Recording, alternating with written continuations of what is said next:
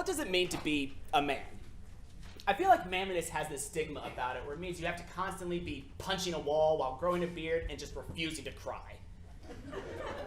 Except I can't really do any of those things because I need to save my hands to play soft adult alternative on the acoustic guitar.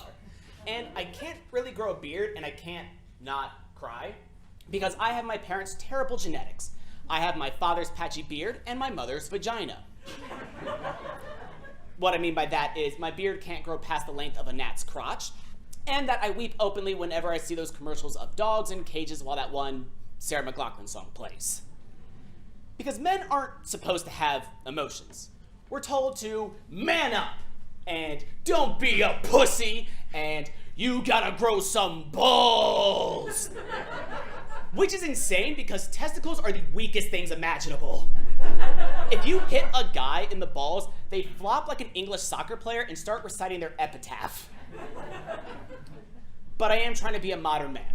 And yes, I know 5 sentences ago I said that I had a vagina and that I inferred that that meant having emotions and how that is a bad thing, which you're right, a totally regressive statement. But why did I say that? Well, I learned from my father, and he learned from his father, and he before him, and so on and so forth, all the way back to the days of the settlers where you just couldn't have emotions. Your child could die, and the only thing a man could say is, I guess we'll just make another. They would take that sadness and they would put it away here for future generations never to be touched again. And they would teach that for generations upon generations, fathers to sons to the best of their abilities, consciously or unconsciously, that the only emotion that men can have is quiet, contemplative sadness. At least that's how I felt growing up. Throughout elementary school and middle school, pretty much until high school when I discovered the theater. Which of course means, all the emotions, oh! You see, I was enamored with all of the man's man type of actors. So Clint Eastwood, Bruce Willis, Sylvester Stallone, pretty much any actor you wouldn't be surprised that got Me Too'd, I thought they were the best. And I wanted to be like them. That was until I realized I was going to get typecast as every IT tech guy who says things like, no, the bad guy's IP address is being encrypted behind a firewall. Only for the much manlier, sexier lead to say, in English, damn it! The point I'm trying to make is it's very hard to be the sexy lead male when you look like Rachel Maddow's stunt double. But I am glad I took theater because it did teach me emotions. And it was at a perfect time too, because it was around high school is when I realized that other emotions that men are allowed to have is, of course, anger. Now, remember that ball of sadness we put away a while ago, never to be touched again? Here's the thing. That never goes away. It's always there, and it just ripens with rage like a pissed off banana. A slightly tough exterior, but bruises to the touch. Sadness flows into anger. And anger isn't always, what do you mean my coupon's expired? Punch, flip table. Because remember, anger is still an emotion. And emotions are weak. And you can't be weak because you are a man. And anger often can transform into something else.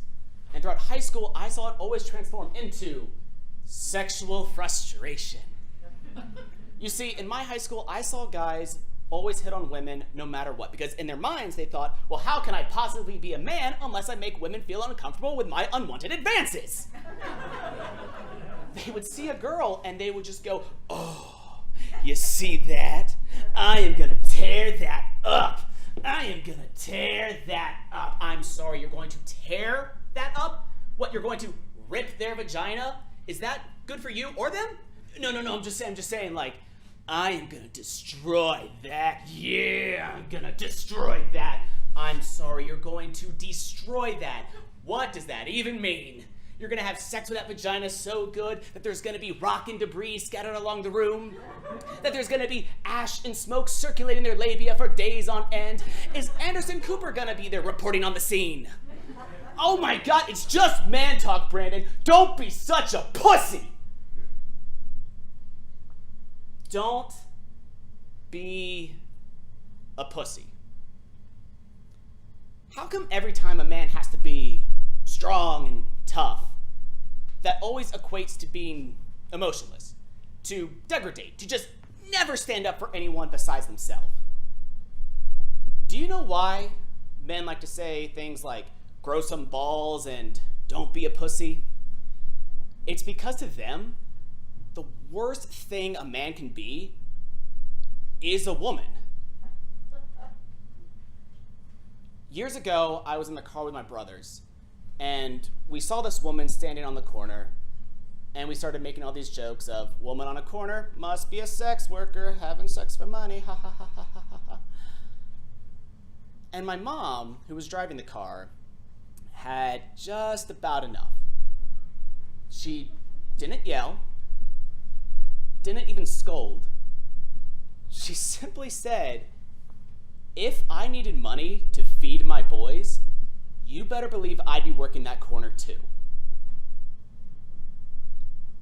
And that is something that I have never heard a man's man say. A man's man doesn't say that. Man's man gets the pilgrim brain kicking in, sees his starving child and goes, we'll just make another. So yeah, I know what kind of man I want to be. The way that I'm going to man up is I'm going to love my friends and family and love them openly. And by the way, if you want to come up to me later and say, dude, you got to grow some balls, fine. Because I can take comfort in knowing that the only thing weaker than balls is the fragile ego of people who say stupid shit like that.